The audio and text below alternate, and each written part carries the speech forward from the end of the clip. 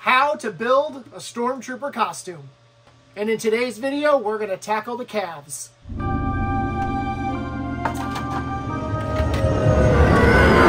Now, while the calves are going to work just the same as the thighs, just the same as the arms, when it comes to gluing, we're going to have a little bit more of an issue because we have to follow these curves nicely and make sure that all of our strips adhere to those curves perfectly, but we'll get to that in a bit. For now, we're going to start where we always start. We're going to trim away all this excess plastic, so let's get started.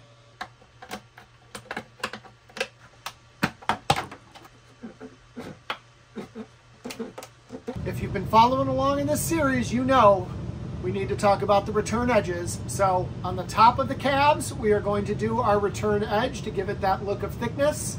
On the bottom, where it's going to meet your boots, we will have no return edge. It will come flat out to the bottom. Let's start dremeling. Once you've gotten rid of all that plastic, sand it down to make it nice and smooth.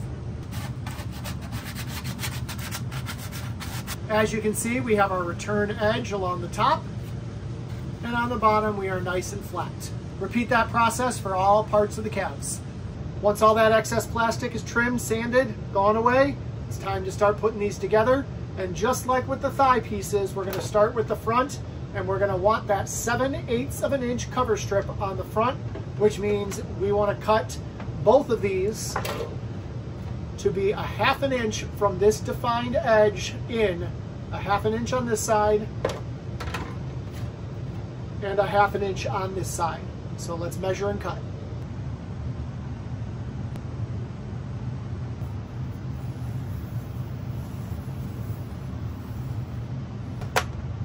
Go ahead and tape your two front pieces together once they've been cut.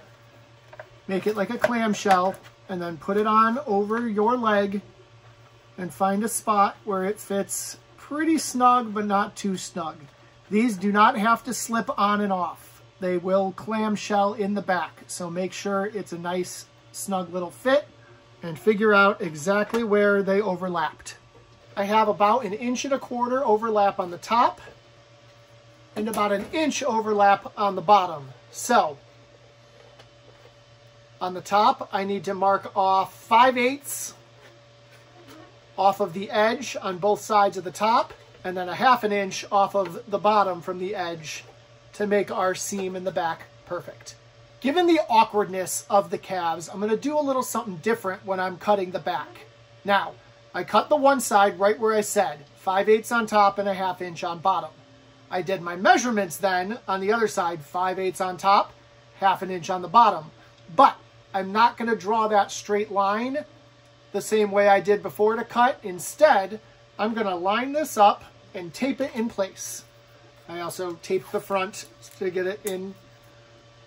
So first I'm going to tape the front together where it's supposed to be. Then I'll make sure the part you need to cut is underneath. Line up that top part right at that mark that you made.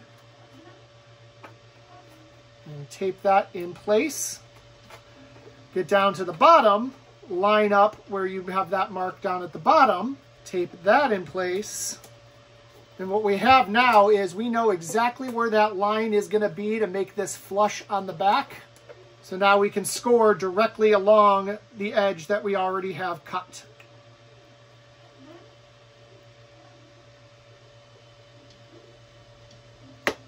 And we know that when those get glued together and they come together at the end, it's going to be a nice fit because we did it already fit together. Now, just as we did with the thighs and the arms, we're going to glue a couple interior strips to secure these in place before we move on to the exterior cover strips. And again, we're going to use that E6000, scoring the plastic beforehand, letting it sit for a minute before we seal it together and clamp it in place. The only difference is we're only going to do it for the front. We do not need an interior strip on the back, and I'll show you why in a bit.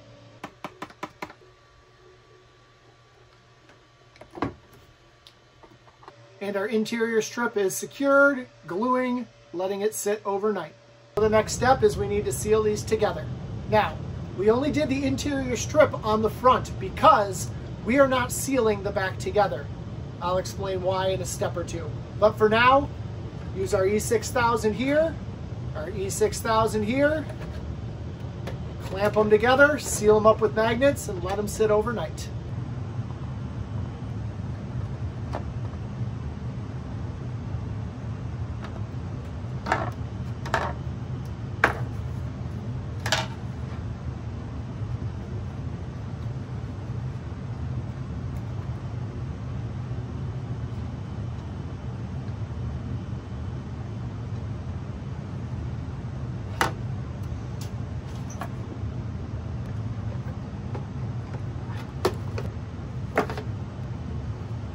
And once again, we'll let it sit overnight. Now that we are all glued together, it's time to do cover strips. In previous steps, we've done cover strips sealing both sides together. We're not going to do that on the calves.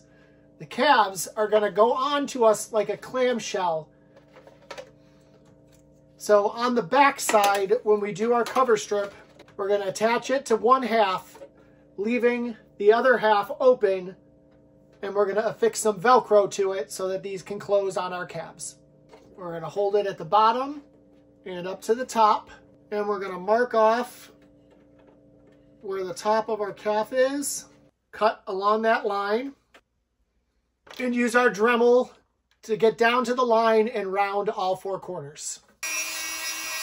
And now we go ahead and use the E6000 to glue it on. Remember to score the back. Score the front, glue on both sides, stick it together, and let it sit overnight.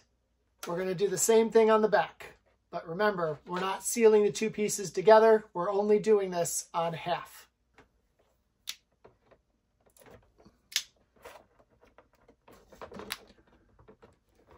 Once again, we're going to let that sit overnight. Then we'll apply some Velcro. So now we have this nice little clamshell feature on the back that's going to allow us to put this on over our calves. The next step is going to be to take some Velcro and put it along our cover strip and our calf piece so that when we put this on our leg, it will stay closed on the back. Nothing fancy here. Just measure out how much of the Velcro you're going to need. Trim your Velcro. Cut this Velcro in half because we don't need this thick of a piece. Take one half of your Velcro and apply it to the shin where there's no cover strip. Right up along the edge. Then take the other half and put it on the underside of your cover strip.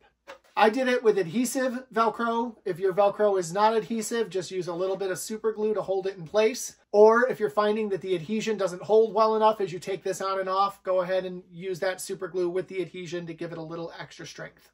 But now you see that our calf will hold together with Velcro when we put it on. Once the glue is solid on all the calves, it's going to be time to install the sniper plate to the left one. This is a really easy piece to work with. It's all just trimming away plastic until the adhesion time. Along the bottom here, we don't want any return edge, so we're going to go all the way up to the edge here. We have a nice guide in the plastic here that we're just going to modify a little bit to fit to the calf. I'll show you what I mean. So starting on the top, we're going to follow the groove that the kit starts us with. But as we go down the side, we're going to keep that same width down to this corner. Leave that same width from the corner to the corner. And then come in at an angle to the edge here. And that's how we're going to cut this plastic around. Same on the other side. Down to an angle to the corner and then down to the bottom. And as I said, no return edge on the bottom. Remove the plastic however you're comfortable doing, and then Dremel away to finish it off at the end.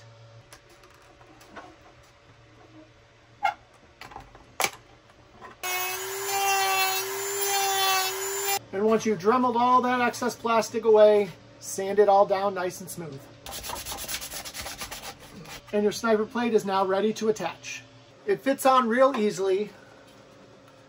It follows the same shape as the top of the calf piece.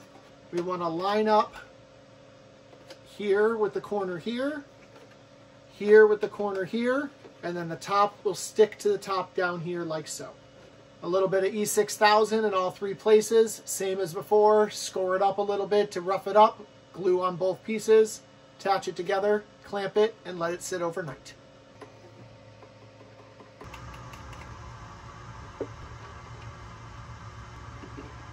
You'll see where the patterns kind of match on the sniper plate and the calf piece. We're going to line it up there on both sides.